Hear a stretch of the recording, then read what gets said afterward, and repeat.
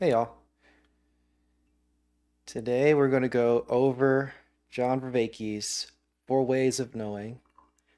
It's a pretty interesting taxonomy of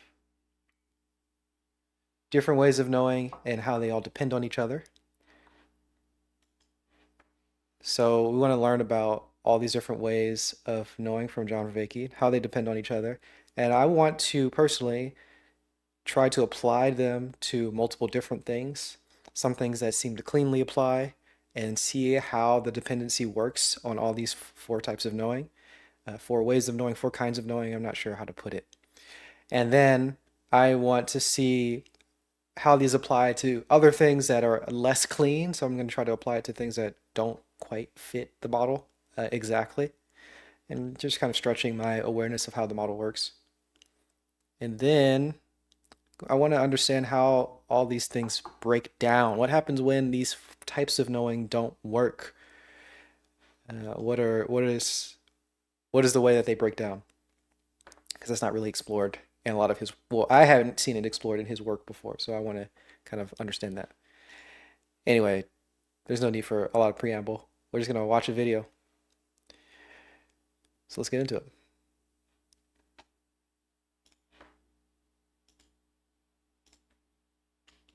Elaborate on the four ways of knowing. Every one of these kinds of knowing has a particular vehicle, a particular result, a particular standard, and a particular kind of memory. This is a rigorous taxonomy. And in the scientific taxonomy, you want it to be very systematic and rigorous. So the kind of knowing we're most familiar with and our culture is very fixated on is propositional knowing. This is knowing that something is the case. This is knowing that cats are mammals. The standard of realness for that is truth. You're convinced that something is true, and it results in beliefs. You get true beliefs, and perhaps they become true justified beliefs, etc. And the kind of memory that's associated with that is called semantic memory. So for example, if I ask you, do you remember learning that cats are mammals? Can you tell me the day that that really dropped for you? And you go, I don't know, right? That's semantic memory. And the reason why I'm saying this is all of these memories are distinct from each other, such that like it's possible to damage one without the others being completely damaged. All right, so that makes sense. It's pretty simple, but he's saying it very quickly. Of course, it's cut really fast. So the idea is you have a vehicle, and the vehicle of propositional knowing is facts. You have a fact that you know. You just know a fact, right? You know a fact. And when you know a fact, the fact may be true or the fact may be false. So that's the standard. You can evaluate it as true or false. And when you evaluate the fact as true, then it results in a belief. You have a belief, you have conviction that you understand something, you understand it as true. You might have also the opposite. You might be skeptical of it. We'll go into all the different ways in which it might break down. And all that is stored in what is called semantic memory. We'll get more into the different types of memory at some point. Damage one without the others being completely damaged. So the next is procedural knowing. This is knowing how. This is knowing how to kiss someone. This is knowing how to kick a ball. This is knowing how to swim. This doesn't result in beliefs. This results in skills. And skills aren't true or false. Tim, do you know how to swim? I do. Right. Now, is swimming true or false right now? No, you're misunderstanding. Skills aren't true or false. They apply or they don't, and they apply powerfully or they don't. And so its standard of realness is powered. Does our know-how empower us? Prosaically enough, psychologists call the form of memory associated with this procedural memory. So this is all the same thing, right? You have a behavior, an action that you can do, and that action is either powerful or it's not powerful. And if the action is powerful, then it is a skill. If the action is not powerful, then it is not a skill. So you have actions.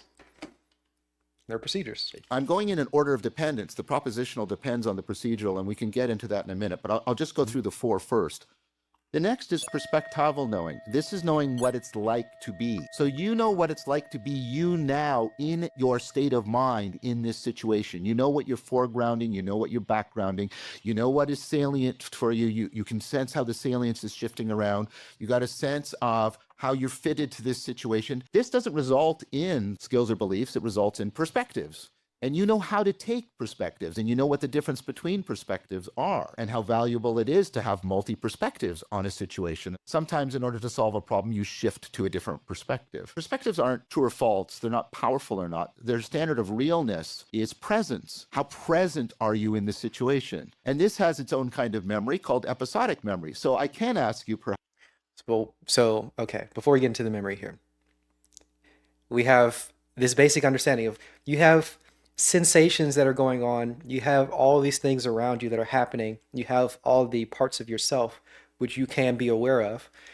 This is what we're going to be calling situational awareness. This is the vehicle of perspectival knowing. And you are personally foregrounding certain aspects of all of this, all of the experiences that are happening at the moment, all of the sensory and mental experiences. Some of them are being foregrounded, some of them are being backgrounded, some of them, some of them are ignored, some of them are paid attention to. Foregrounded, some are backgrounded, and you have a particular mood, which is also able to be foregrounded or backgrounded. And all of that can shift and change as you're living your life and as you're interacting with the world. So we get into a little bit of the dependence here. So with any of that, if you have an awareness of the things that you're foregrounding and backgrounding, once you have some, I guess there's enough of them. I don't know if you need like a certain amount of them or if you just need to have your attention onto, however that works, you get presence. And once you have this situational awareness and it becomes present, then you have a perspective. That's what it means to have a perspective.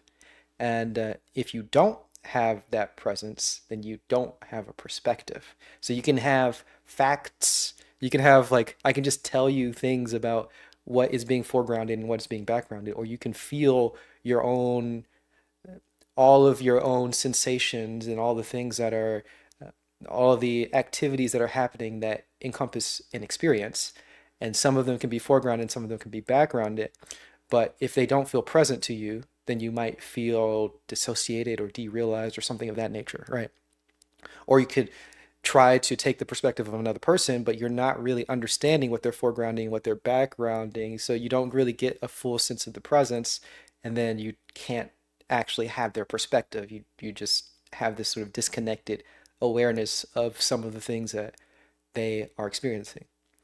And to get into the dependence here, once you understand what you are foregrounding and what you are backgrounding, what is like in your awareness, then you can know when to apply certain behaviors, which can lead to skills. So that's why the skills are dependent on the perspectives.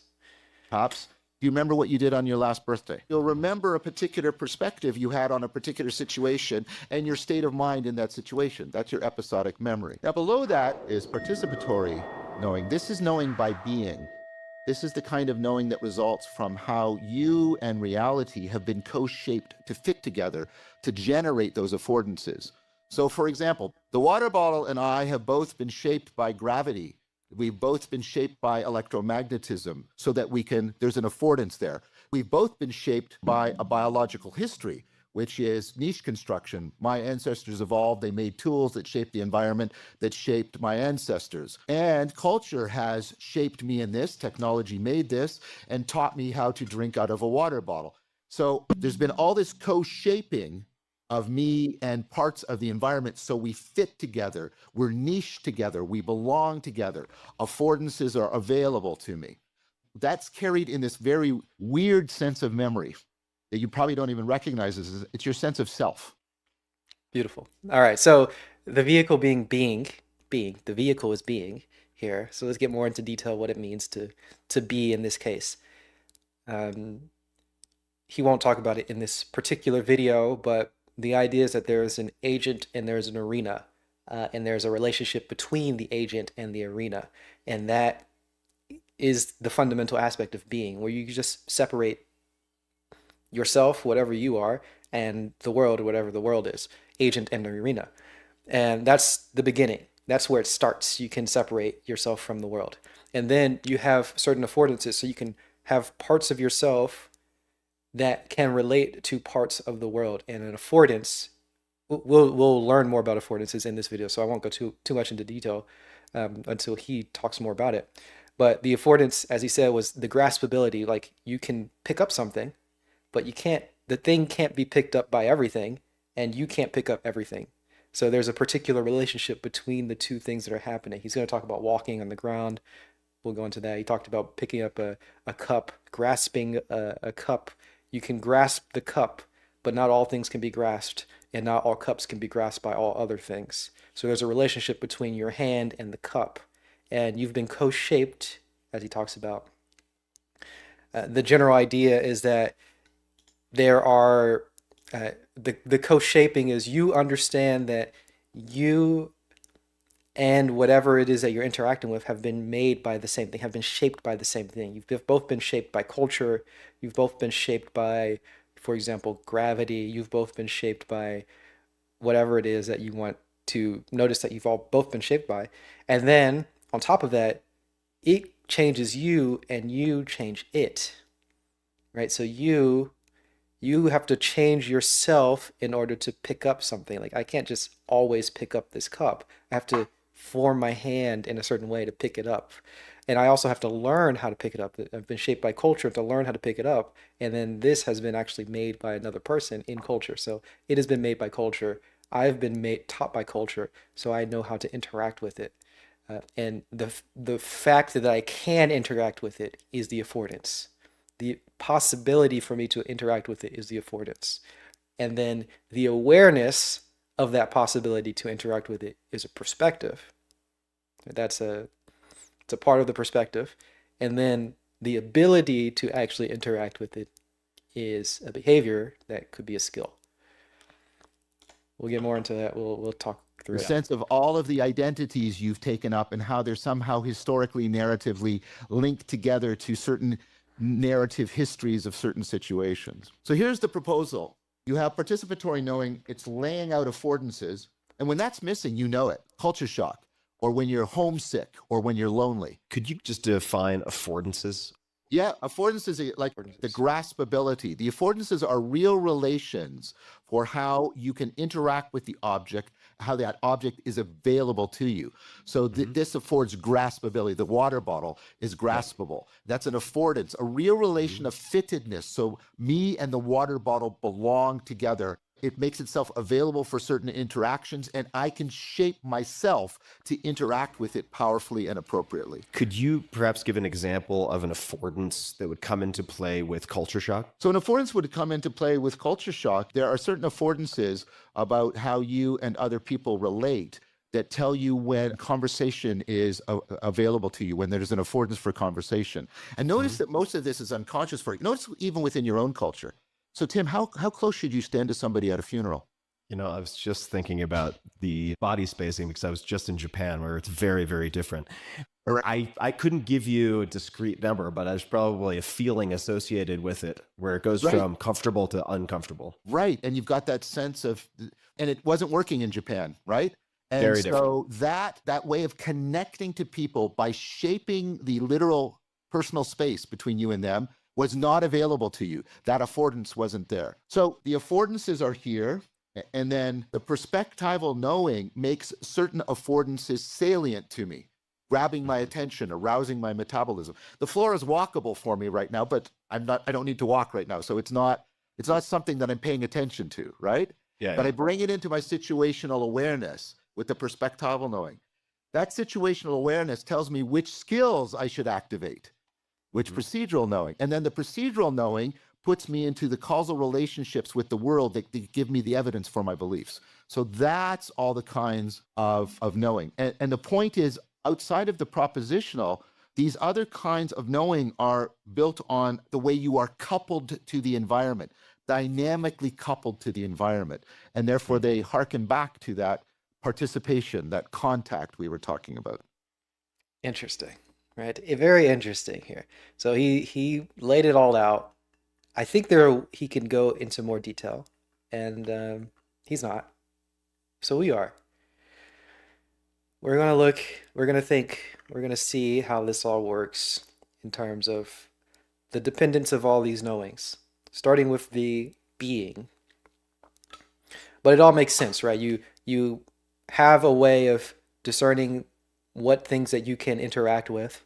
You become aware of those types of interactions. So you have the possibility of interaction, which is the that is the participatory knowing, that even the possibility of being able to interact with something. And then you have the awareness of those particular possibilities of interaction, which would be the perspectival. And then you have the particular skill that you can do to interact with it, and then you know about it with language, semantically. So you start with being, which is dividing yourself in the world in certain ways. And he also talked about culture shock, right? That's having none of the affordances available for you. So you don't have any, you don't know how any of, you don't know what's available to you. You just don't know what to do or how to interact with the world. If you don't know how to interact with the world, you don't have any of the affordances available for you, which means that you don't even have a particular perspective. You don't know what to pay attention to and what not to pay attention to. So none of that becomes present for you, and you just get this really unsettling feeling. And you have no procedures that can interact with the world, and then you just don't know anything about it. And you come home confused from Japan, not knowing what it meant when that person said that thing to you, standing so close, yelling. So this is how it's all laid out.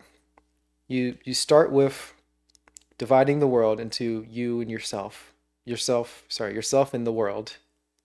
And you have this participatory understanding of the affordances which are available to you. And they may or may not be available to you. But when they are available to you, then you have this participatory knowing. And that participatory knowing is the sense of belonging. You feel like you belong in an area. And I like this idea because I want more belonging. So really, a lot of why I'm thinking about this is because I've been having tea parties, and sometimes I feel like I have tea parties with people, and they give me the sense that they don't feel like they belong. Or there's like a little bit of a hesitancy. They don't want to mess up what I'm doing if they think I'm doing something special. But I want them to be more interactive with it. I want them to mess up what I'm doing. I want them to have their own influence onto the whole process. So I want them to know how to interact, or know that they can interact, or see that it's available for them to interact with the world. So I want them to feel like they belong with the tea space and be able to influence it. Anyway, once you have that understanding that you belong to something, then you have a particular perspective. You can pay attention to certain aspects of what you belong to and what you don't belong to, and blah, blah, blah. And then you have all the procedures that you could do based on that perspective. And then you start to do those procedures, and they have the intended effect. If they have the intended effect, then they're powerful. Then you have a skill. And once they have that intended effect, then you have your ideas about it. You have propositions, you have thoughts. This works, that doesn't work. You could just say them in propositions. That's all we're going with.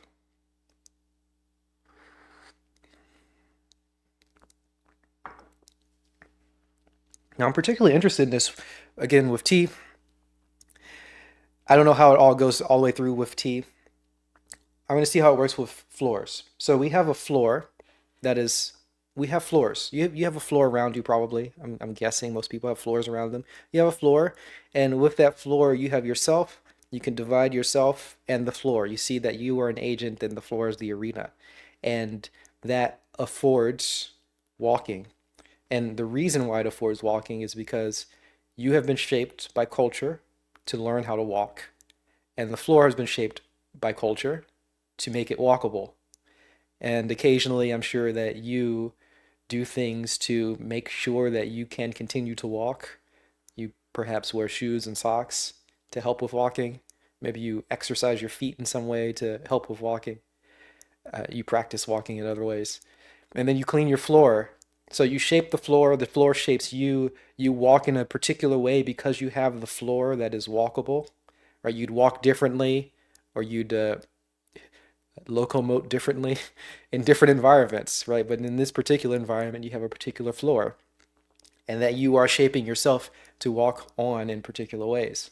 So you have all these different type of dynamic interactions, and with that, with all of that happening, you can become aware of certain aspects of that.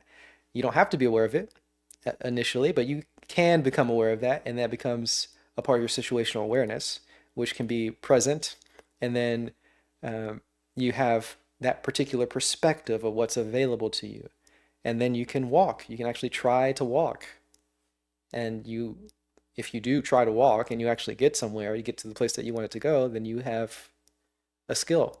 A skill. Walking is a skill. And then you know that you can walk in different places, and you have the proposition, I can walk to my room. I can walk, I can walk back there. I have the propositional knowing that I can do these certain things. I have the propositional knowing about the procedures, about my perspective, about the affordances. I think that's the most basic thing to go over. He talks about walking, and that's the most basic one that we can just go into all the detail about.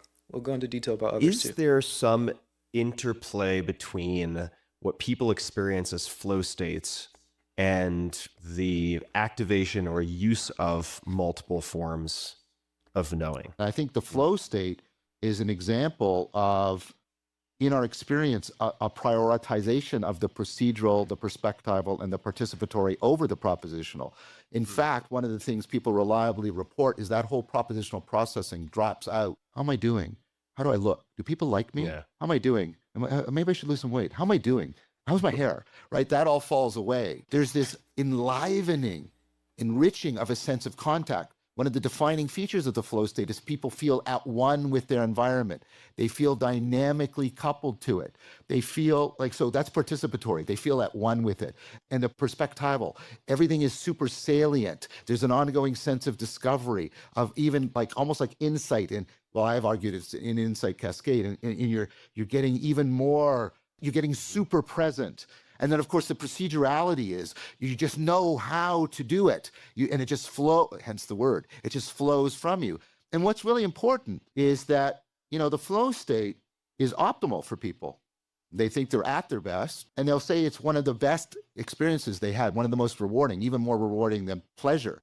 So much so that asking people how frequently they get into the flow state is a good predictor of their sense of well-being. This is a clear example of that non-propositional connectedness. Flow is about really realizing the transjectivity, the connectedness, and how much it contributes to a sense of agency and meaning for people. And this is a question that has become... Wow, that's fascinating. So I like this flow stuff. Interesting to have more attention towards the more lower level forms of knowing, the procedural, the perspectival, the participatory, focusing on those over the propositional knowing to get you flow.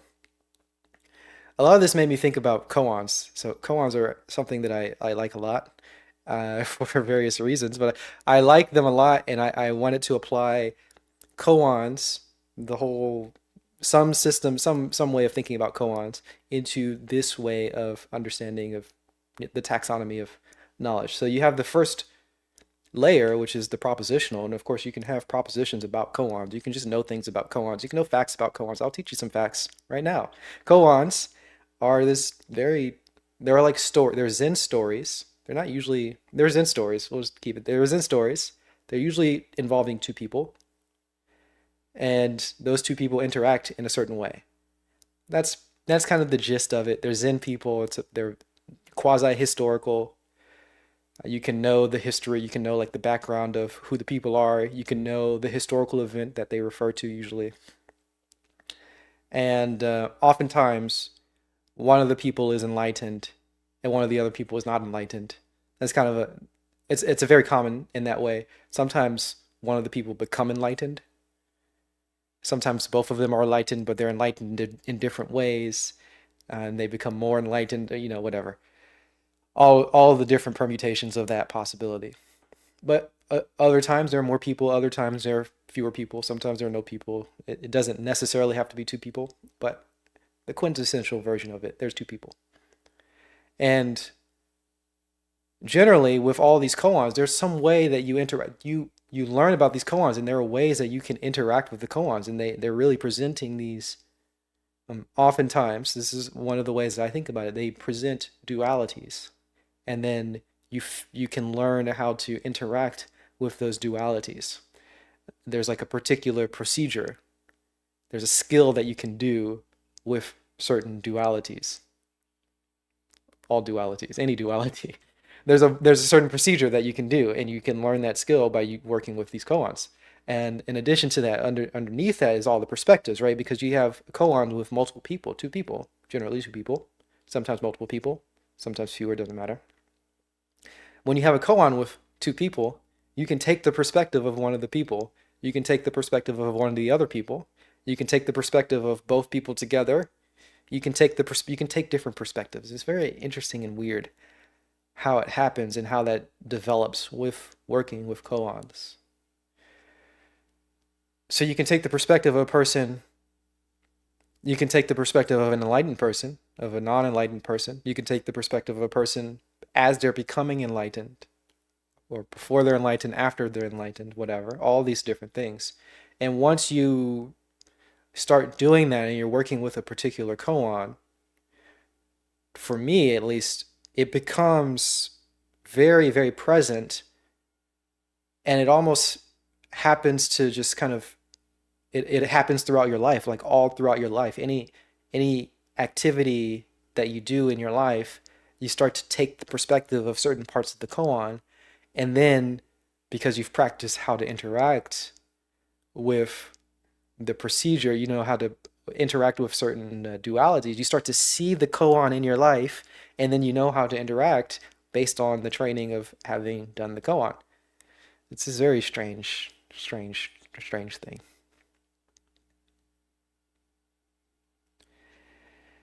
And underneath that is the understanding of the participatory knowing of the koans. So koans are very cool because there are these stories, and they're usually collected by people, like they're often in collections.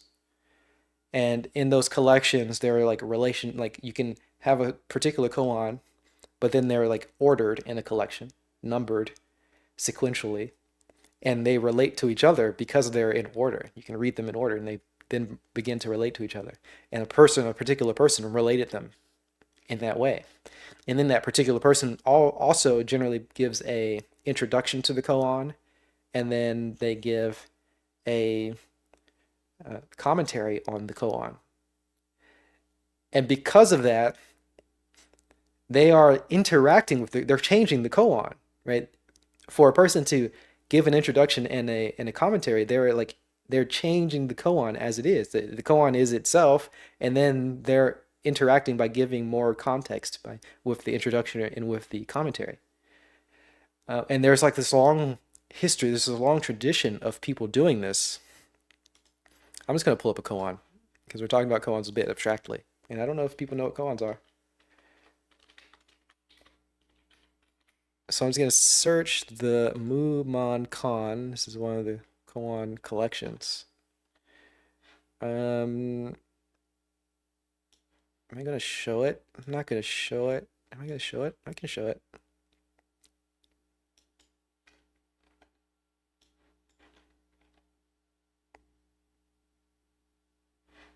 Okay.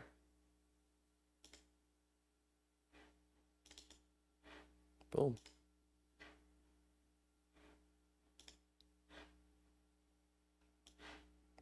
Right, I can show the koans. Here, I'm gonna move that there.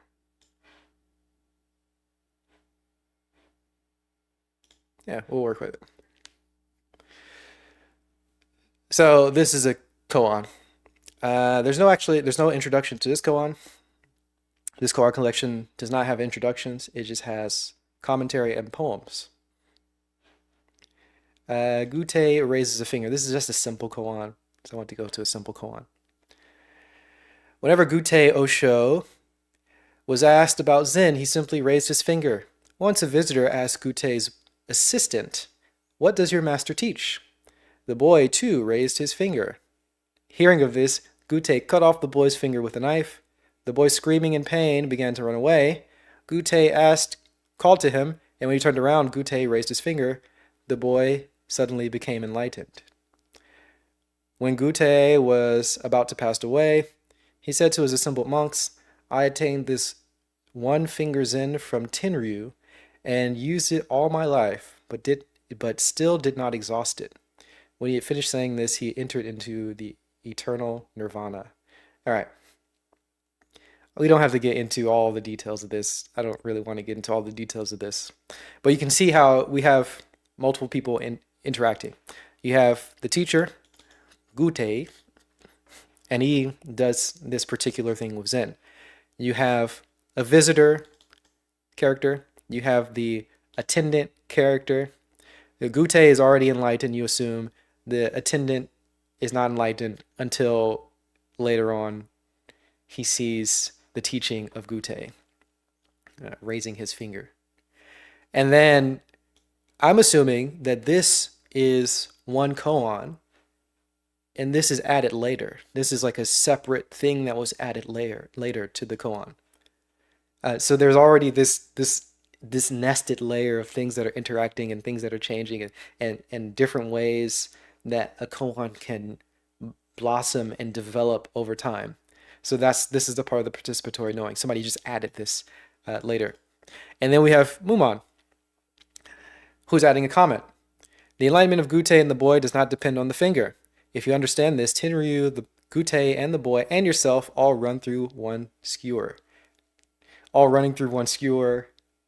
I think of this again as having the same, being present, having the same perspectival knowing, getting that perspectival knowing. Something I like about this koan, right? Of course, the boy got the one finger Zen from Gutei, and he was severely chastised for it. But also, later on, we find out that Gutei got the one finger Zen from Tenryu. Not important. Gutei made a fool of old Tenryu, emancipating the boy with a single slice, just as Kyorei cleaved Mount Kasan to let the Yellow River run through. Oh gosh. I love koans. That's amazing. Okay. We didn't need to get into all that. But the idea is that we had the general koan, we had an addition to the koan, we had a commentary of the koan, and then we have this poem, and this poem is introducing all these other things, and it's like expanding the koan. And then now I'm talking about the koan, so I'm adding some certain things to it. So you have this tradition of koans being added to, which means that everybody in the Zen tradition, not everybody, but people in the Zen tradition belong to koans because they can interact with it and they can change it. And the koans are changing them. And there's this sense of belonging, and then you have all the sense of changing the perspectives in order to see what it's like to be enlightened or to become enlightened, perhaps, and so on. So you have all these interactions that go on with koans. And that's something that I like about koans, and that's a part of why I like them, I guess. A question to me. What are the contexts that generate flow that transfers powerfully versus the context where the flow stays locked into that particular context? That is a great question. That is such a good question. One of the things I think has to do with whether or not the skill or the skill set that's being trained in the particular practice is relatively indispensable in domains other than the situation you're in. Now, ideas about sensory motor movement and balance and coordination and getting the cerebellum and the frontal cortex to talk better to each other, that transfers broadly. We've already got a lot of information, like evidence about that, especially the cerebellum cortex loop. That, like, even when people are meditating, the cerebellum is firing like crazy because of the cerebellum cortex loop. And so if it does that, it even shows up in the metaphors. We talk about balancing equations and justice being the balancing of things and scales. And so, like, you want to find a set of skills that has that inbuilt potential. And then what I would want to say is the degree to which there has been a framework built around the situation, a ritual philosophical framework that helps to afford the translation. So around the Tai Chi Chuan, you have Taoism, which gives you this way of framing reality as yin and yang that you can see instantiated in the Tai Chi, but you can also see it prevalent in the world. You set up the possibility with this framework for the resonance. And so people who get trapped, the ones that suffer from video game addiction, they get the problem that they flow in a world that does not have a framework around it, does not tap into those generally transferable skills. And so they find the external world depressing because of its absence of flow potential. That drives them into the game where they flow, and then you get the vicious cycle that gets you into the addiction. That's interesting. I'm wondering about koans because I don't actually know how there are certain schools of Zen that do koan training where they test you on the koans, and I don't actually know how that testing works. But I'm wondering if it is related. I mean, this is a particular framework that changes. So you develop this understanding that you have a koan and you have your own life, and then eventually that kind of breaks down and the koan and your life kind of meld together in an interesting and delightful way. And that's being tested in some way, and you have that framework around it because of the test of the koans. And I'm guessing that this is just my own guessing because I don't know how that training works. But there's some way of determining whether somebody has used the koan and had that generalize into other parts of their lives. I'm guessing that's what it means to pass a koan. I actually don't know though. But yeah, it's interesting that you can get flow in certain ways that do not translate to other things. And I'm imagining that there are some things that you can flow in that are somewhat translatable, and there's some things that you can flow in that are very, very broadly translatable. So it'd be cool to try to categorize which, and beyond that, he's not, I'm wondering why he just says flow and doesn't talk about more specifically which form of knowing is being activated with the flow. Because presumably you have three forms of knowing that could activate flow. You have the participatory, perspectival, or procedural knowing. In prioritizing any of those three above the propositional knowing would be a form of flow. And then you have any of the combinations of those three being a form of flow. And then you have like a dynamic thing happening. You can have the changing between any of those. So it seems like there are many different types of flow that could be categorized, but I've not heard John categorize these before. So this is a gripe I have with John Vervaeke. I've got a major gripe with John Vervaeke. He says early in this video that this is a rigorous and systematic taxonomy, but all of the things that he is saying, I have not seen rigorously and systematically written out or explained just like very directly. I've not seen him just lay out what the vehicle of each type of knowing is. I've not seen him say what the standard and result of each type of knowing, just like in plain text, just somewhere that's written out very systematically. And I've not seen him say what happens when the standards are not met, because I'd be interested in how he would describe the standards not being met. So for example, if you have participatory knowing and the standard is being met, then you feel like you belong, right? You have the available affordances. But if you don't have any of the available affordances, he says you have culture shock, or you feel lonely perhaps. But then he doesn't go into with perspectival knowing, what happens when you don't have presence in perspectival knowing. I'm assuming that that would mean that you feel dissociated, you feel derealized, you feel you just don't have a perspective. And then with the procedural knowing, you don't have a skill. What does that mean? What does it mean to have a behavior that isn't a skill? You're just disempowered. But is there a word for that that's different than disempowered? And he doesn't talk about even feeling skeptical. Of course, if you have something that's true, you have a belief. If you have something that's false, don't you also have a belief? If you have a fact that's false, you believe it's false.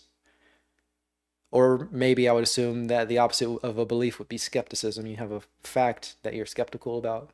You don't believe it. So I don't know. He doesn't lay it all out anyway. I would like to have that all laid out. So I think there's something about, are the kinds of skills that are being brought into the flow state, do they have this domain general power? And is there a framework around it that helps people set up these patterns of resonance between what they're doing in the practice and how they're seeing the world and encountering it? That makes a lot of sense to me. If there is some overarching philosophical framework or religious framework for that matter, within which you're practicing a given skill, there's a broader context that then extends whatever you're honing in this specific situation to other domains. And it makes me think actually of a friend of mine. His name is Josh Waitzkin. He is able to take concepts from all these different disciplines and apply them in transfers to all of these other things. So for instance, in chess, he talks a lot about practicing the macro in the micro, or learning the macro from the micro. So he'll say, chess people, often novices will say practice openings, but that's kind of like copying from the teacher's answer book. You're memorizing a lot in terms of declarative knowledge, but you're not learning principles. So he'll say, why don't you start with, let's just say 3 or 4 or 5 pieces on the board, and you're going to practice manipulating empty space or pulling into a vacuum. Lo and behold, a lot of those same principles transferred over to Tai Chi. And then he took principles from Tai Chi and moved them over into foil boarding. Is Tai Chi your go-to break glass in case of emergency tool in the department of flow states, or do you have other approaches in the quiver? Yeah, I have learned how to get into the flow state when lecturing. That inevitably affords really good learning. Of course, not for every student. That would be claimed something that's impossible. No teacher is a great teacher to every student. But very often students get drawn into it because I encourage a lot of sort of Socratic dialogue in the lecture. And so it very much often becomes a shared flow state. I become very interested in shared flow states and what they mean for how we can unpack sort of the capacity for insight and reflection. So that's one of my other go-to areas. So in lecture, I see. I'd love to hear more about the shared flow state. And again, I think it would be helpful. Maybe it's not. Maybe it's just me thinking. Maybe it's just me liking things being categorized. But I think it'd be helpful to know specific types of flow states. Flow state of hyper fixating on the procedural versus hyper fixating on the perspectival, blah, blah, blah, all these different types of flow states. And then, if you have multiple people doing a shared flow state, are they sharing the same flow state, the same type of flow state? Or is there one person doing procedural flow state while the other person is doing perspectival flow state? Are there different types of flow states going on? Like, for example, if people are dancing, I'm guessing a dancing flow state would be more of a procedural flow state. I don't know. Actually, I don't even know what it would mean. Let me think about that. But if people are dancing, they're doing a procedure. Let's say they're not doing like improv dancing. They're just doing regular dancing where they know the procedure. That's procedural knowing, because they're both going through the procedures together. They don't have to understand each other's perspectives. And then perhaps if you're doing an improv dancing, then you have to understand the other person's perspective as you're doing your own thing. And I think about jazz improv, for example, and I'm guessing, I would imagine that there's some sort of shared flow state with jazz improv. So if you're doing any type of art analysis, art interpretation, just viewing art, if you're doing any type of art where you're just listening to art or whatever, you're dividing yourself and the art. You're like defining who you are and defining what the art is. That is one of the forms of knowing. And then defining all of the things that are afforded because of that. And then once that happens, then you can get to a particular perspective. And with that perspective, you begin to pay attention, foregrounding some aspects of yourself, foregrounding certain aspects of the art.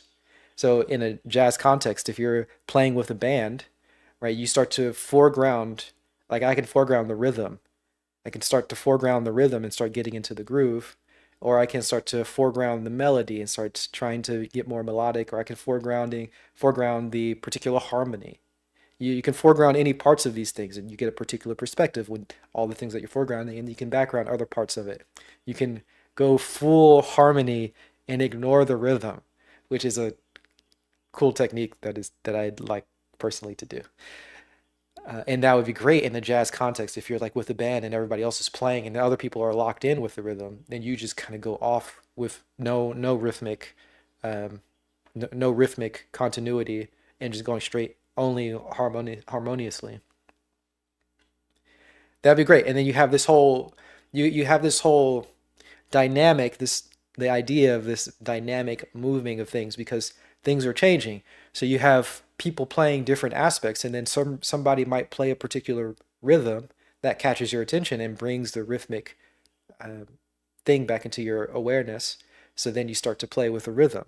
You have you understand how to play with rhythm, so then that activates your procedural knowing because you have the skill of going into rhythms. And then somebody else might play a particular harmony, and that gets you into that brings the harmony into your awareness, and you have the perspective of the harmony, and all these things kind of shape each other. And then you can play something that's kind of out there, and then that affects other people. So because you belong with the band, and what you do affects the band, and what the band does affects you. So that's a form of shared flow state, and it kind of seems to go through all three: procedural, perspectival, participatory. And I just kind of got off there. So I'm interested. I'm interested in all that. I'm wondering how all that works in the different types of flow state. Perhaps there are different flow states where one person would be in the procedural flow state while the other person's in the perspectival flow state, or one person is shifting through different forms of knowing, and one person is staying within only one of the particular four types of knowing. I don't know. We don't have all this laid out, but it'd be cool to have that taxonomy described. Did you do that naturally from the outset, or was that a learned skill? If so, how did you develop that? So very much a cultivated thing, and deliberately so. By nature, I'm almost pathologically shy. You know, you cultivate your character to compensate for your personality defects. I've read my report cards from grade 3, and they were calling me mini teacher. So taking on the role of the teacher, that was how I started to manage that situation. Manage a situation, you mean manage your shyness by assuming the role of teacher. Yes, right. The full sort of persona and the role. So Tim, if like this is close enough to teaching, and I don't mean to put you in the role of a student, I'm not saying that, but it's close enough, it's in proximity for transfer. Oh, I'm a student. Yep. Well, anyways, it's comfortable. But I mean, if you were to meet me, like at a social party, I'm at times indistinguishable from potted plants, right? Because when I don't have that role available to me, my sort of natural constitution comes out. So it was very deliberately cultivated from very, very early on. And then I'm wondering, I wonder what the definition of, I don't know exactly what the definition of shy is and how that's different from other things. Anyway, I'm very quiet personally. I've got a fair bit of social anxiety personally. I really, really don't like meeting new people. I can do it really well. I have the skills to do it. I actually do it very often, but I don't like it. And it really like disturbs me for a long period of time. It activates my full nervous system. I start it's bothersome, very bothersome. Not a fan personally. Something I've been, well, have I been working on that? No, I haven't been working on the social anxiety aspect of it or the not liking it aspect of it. I know how to do it. So I've always known how to do it. I did a long time ago work on how to do it better. Anyway, I'm wondering what his definition of shy is and how that relates to just general introversion or whatever skills at interacting with people and so on. But the potted plant thing, man, oh gosh, I feel it. as I started doing Tai Chi Chuan, And I'm wondering, oh, another thing I'm wondering. I was way more, let me think about it. I haven't thought about this yet. I'm wondering because he's saying that Well, let's hear what he's saying first, because I'm interrupting him of before he says natural it. All right, let's hear what he constitution says. comes out. So it was very deliberately cultivated from very, very early on. And then as I started doing Tai Chi Chuan, when I started in grad school hearing about the bleed, that's when I started to teach and lecture. And I looked for it, and I looked for what broke it and what enhanced it. And I slowly cultivated it more and more over time. Yes, it was very much a deliberate long-term cultivation. What enhances it? Because Deliberate long-term cultivation. So, working with Tai Chi led to him being a little bit more social and being able to, in particular, get into the flow state while teaching. And that can transfer to being in the flow state in other aspects of his life. What I'm personally wondering is if I have gone into any flow state while interacting with people more often or not, or less often. I don't know. That's just something I don't know. I'll have to review for myself and think more about it. you I don't take know. Harvard Business School, they have these case study methods, and there is ostensibly supposed to be a fair amount of interplay between lecturer and student. But I would imagine not all professors would say they achieve a flow state, even if they've experienced it in other places like surfing. So what have you found to be things that enhance that for yourself and for the students? Part of this I love that Tim just throws in surfing, whatever. He's just thinking about surfing. I don't know why he's thinking about surfing. Maybe he's a surfer. I don't know if he's a surfer. I know he's a skier or snowboarder or whatever, but I don't know if he's a surfer, but he's just thinking about surfing for some reason. And imagining that people get into the flow state while surfing, but have trouble getting to the flow state while teaching. Yeah, I don't know. I'm going to I just declare a like that. bias because I have a published theory about what I think the flow state is. I think it's an insight cascade and the enhancement of an implicit learning. So Insight we cascade. cultivate better insight capacities. We cultivate better intuition in an integrated manner. What I mean by that is more and more I crafted giving priority to the emergence of insight or intuition in me as I was lecturing, not sticking to the script so strongly, but willing to bend. So I use the jazz analogy. I may have the script of the lecture, but I can riff on it, and I look and I hunger and sensitize myself for that. And then when the students start to even demonstrate sort of proto-insight, I will really call that out. This is he said something about a jazz analogy, which is why I was thinking about jazz, of course. I like jazz a lot, and I play jazz. I don't often play in bands, not anymore. I used to when I was younger. I play by myself usually. I play my own jazz by myself.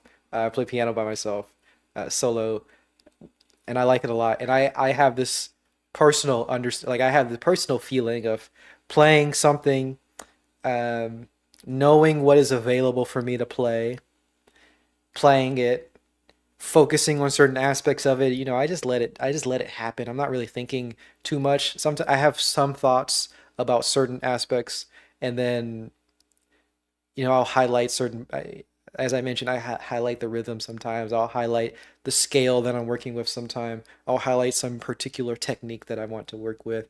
I'll highlight a particular harmony with a chord, and so on. I'll do all that. That's why I was thinking about the jazz analogy, because he's mentioned the jazz analogy with the teaching. I don't know if they're very similar. I mean, I don't know. I'm not a teacher. I've never taught anything. I play a lot of jazz. I can see that there is some similarity, but I don't know if they're very similar. I don't think it's an apt analogy, but maybe it is. I'd like to go more into detail with the analogies. I wish there were like some sort of scale of seeing how closely the analogy fits and then how far out the analogy is. But this is something I've been interested in. I've talked about the Lydian chromatic concept recently, and I would like to go into more detail at another point. It's a theory. It's a music theory, a form of music theory, and is very particularly helpful for jazz musicians. And one of the aspects of it is that there's a hierarchy of implications. So something naturally implies something else. A chord naturally implies a particular scale. And then with that hierarchy, you have a chord that implies a particular scale, but one of the scales is implied, very obviously implied, and then you have something that's less obviously implied, you have something that's even less obviously implied, and so on, until you get something that's considered far out. So you have this network of things that are these implications that are implied in some things that are far out. So I'd like that with analogies. Like you have an analogy and it cleanly you have a particular situation and it cleanly is implying an analogy, or it cleanly fits with an analogy. And then you have a different analogy that's slightly more far out. You have another analogy that's way far out, and so on and so forth. I just like this, and I want to go forward And to I it. hunger and sensitize myself for that. And then when the students start to even demonstrate sort of proto insight, I will I will really call that out. I mean, in the positive manner, and draw it out, and they get right, and they start priming each other with insights, and they start priming me, and I start priming them. And so it's an easy thing to state, and it's a hard thing to do, because when you're lecturing, and when I teach people how to lecture, I actually I try to get them to make space for the jazz, because what you do when you're anxious, and one of the things that really kills it a lot is PowerPoint, right? Because what you want is, I Yeah. need to say all of these things, and I need to be it clear, and I need to have everything follow. And so you get really like you try to constrain your anxiety with the tightness of this structure that you built. Yeah. And what that actually does is that undermines the possibility of flow. It's like Tai Chi Chuan. You want to be Peng. Don't want to be too yin, too yang. You got to loosen the structure enough so that insight and intuition flow, but not so much that the lecture becomes incoherent. And you find the sweet spot. Beautiful. You find the sweet spot. Now, I don't know if John Vervaeke finds that sweet spot often or not. I get the sense that I don't find that sweet spot myself. I very often feel like I'm not hitting that sweet spot. Again, this is the gripe I had. I said it before. I had the gripe with John Vervaeke. I like what he says. I really like listening to his podcasts and his lectures because I just like how he speaks. It's interesting to me. But then when I want to think further or to think more deeply about any particular topic, I find that there's not enough detail with whatever particular lecture I'm listening to. So then I have to go to multiple lectures and try to find the detail, and even still, it's difficult to find everything. So I had a tough time. It wasn't that tough, but I put a bit of effort into editing this video so I can understand these four types of knowing. And this is a major aspect of his uh, his teaching. At least online, this is a major aspect of what he talks about. And I could not find a very clear source that had congruent. I couldn't find a source that had information. I couldn't have. There were not multiple sources that had information that aligned.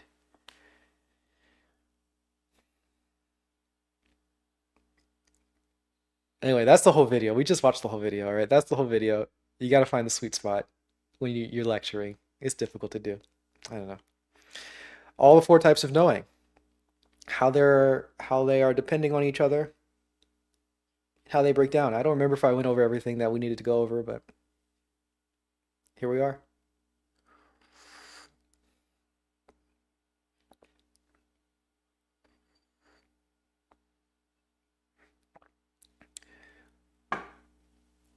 It took much longer than I thought it would take. It's a 15-minute video that I edited, and I think we've been streaming for about an hour. My goodness. What a long video. A lot of me talking here.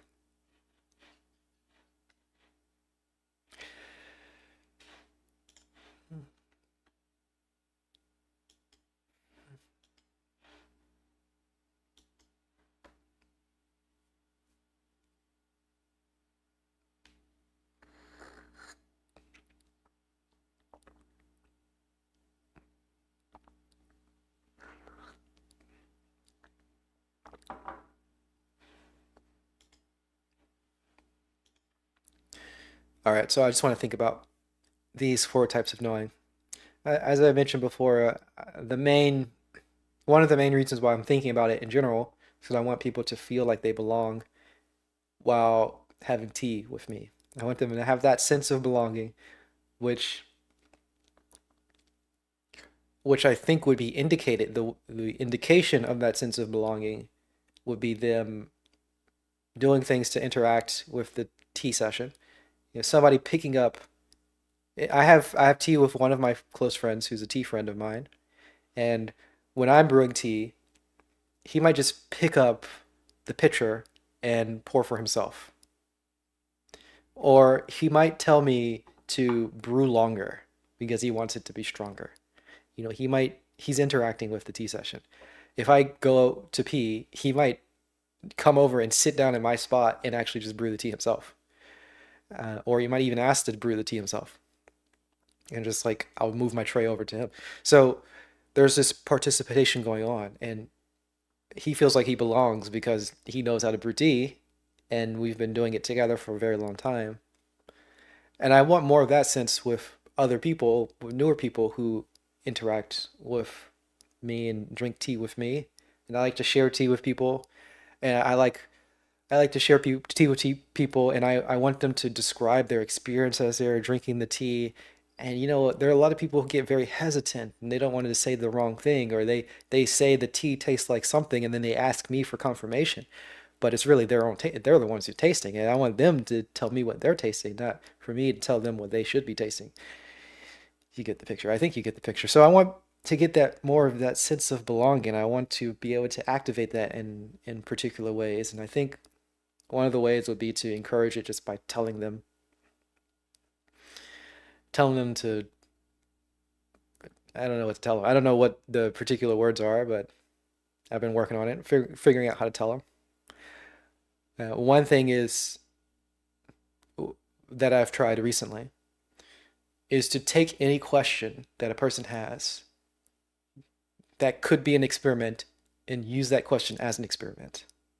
So if somebody asks me, for example, this is a common question that people ask, why am I doing such short steeps? Because I do short steeps usually. The steeps that I do start at like flash brews, which are just like I pour the water in and immediately pour the tea out, like 5-second brews, or maybe like 30-second brews. This is kind of the range of early steeps. If somebody asks me why I steep so short, I'll explain it's because I have a lot of tea, and if I steep for a long time, it becomes more intense. And I can just take that as a experiment and say, like, right when they ask that, I can say, well, let's try it. I'm going to brew with a longer steep and see what happens. And then we taste it. And if it tastes bad, then I can just throw out the tea and then start with another tea. And then that will, I imagine, they have, in that point, indirectly, but they have influenced the tea session. They might not have wanted to do that, but it kind of shows that they have the possibility to interact and change the tea session and change what's happening. And then whatever inquiry they may have, we can test. And then they might start to engage and have their own other experimental ideas and other tests that they might want to do. And they can start to develop different perspectives. So this is an aspect of it. It's developing the perspectives. This is something I watched the Sanko Matcha podcast, and they talk about developing tastes. Is it developing tastes? Developing preferences is what they talk about. Developing preferences. Having the availability of developing preferences, because a lot of times tea vendors don't really describe what the teas that they're giving is. Specifically for matcha, if you have matcha and somebody doesn't describe what type of matcha it is, where the matcha comes from, the region, or the type of processing the matcha had. And if somebody likes matcha, then they wouldn't have the availability to understand that they like this particular type of matcha, or they prefer this type of matcha. They don't have this understanding because they don't have the landscape of what different types of matcha are. They don't have any way of focusing on different aspects of certain types of matcha. So they can't develop any preferences.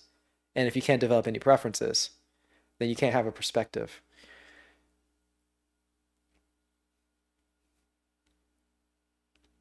Oh, that's interesting how that fits. That seems to fit pretty well.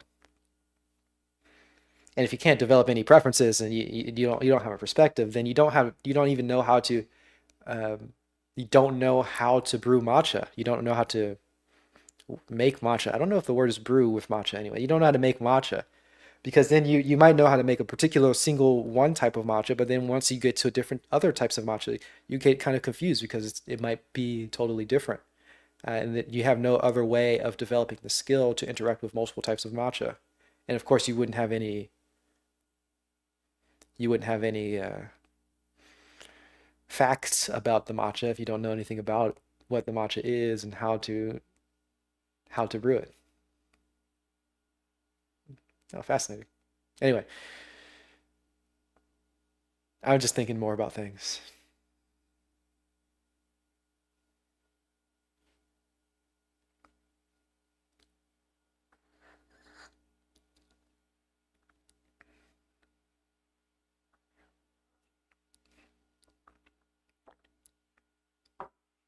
Oh, and I guess another important aspect of this all is similar to the koans and how the koans have an introduction and a commentary and sometimes a poem that is being added to it.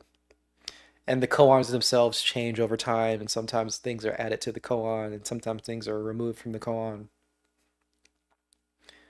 And that develops a sense of belonging because a person is interacting with the koan, changing it, and the koan is presumably changing the person, and there's that dynamic interaction. Here in this case, I am watching YouTube videos, and I like watching YouTube videos. I'm a YouTube watcher. I'm guessing most people here are going to be YouTube viewers. And in order to feel like I belong in the YouTube community, I take a YouTube video from Tim Ferriss. I like to watch Tim Ferriss. I like to watch John Vervaeke. I take their video. I hear a part of it that I thought was interesting and I wanted to learn more about, and I edit it down. I edit it to make it a little bit more concise for myself, and I edit it so that I can add the commentary that I'm adding right now, and I can share that to the world to organize my own thoughts, organize my own learning, and then present it. And there's that dynamic sense of belonging because I'm being shaped by John Vervaeke's Four Ways of Knowing and Tim Ferriss's presentation of that on his podcast. And then I'm shaping it myself because I'm editing the video and adding some visuals and such. And having done that, I understand it a lot more. So there's that dynamic coupling. And then I'm paying attention to certain aspects of it and I'm cutting out other aspects of it. So that's the foregrounding and the backgrounding. And I'm doing that continually. So I do it when I first watch the video. I foreground certain parts of it and highlight those and then edit down the video. Then I watch it again and I add some visuals to foreground certain parts and background other parts. And I watch it again and then add the captions to do it. And then I'm watching it again while doing this presentation, foregrounding certain parts and adding my commentary and backgrounding other parts, just letting it go by. A lot of the main reason why I'm actually editing the videos is so that I don't have to background a lot of it because I don't like the format of reaction videos because generally there's a lot of parts that are not really relevant for me to react to, or if I'm watching a reaction video from other people, it seems like a lot that I don't really care about what the person thinks about whatever's being said. So like there's like parts of the video that's about John's there are parts of the video that just aren't relevant to me. Some parts of the video were about John's background in academics. I don't care. I have nothing to say about it.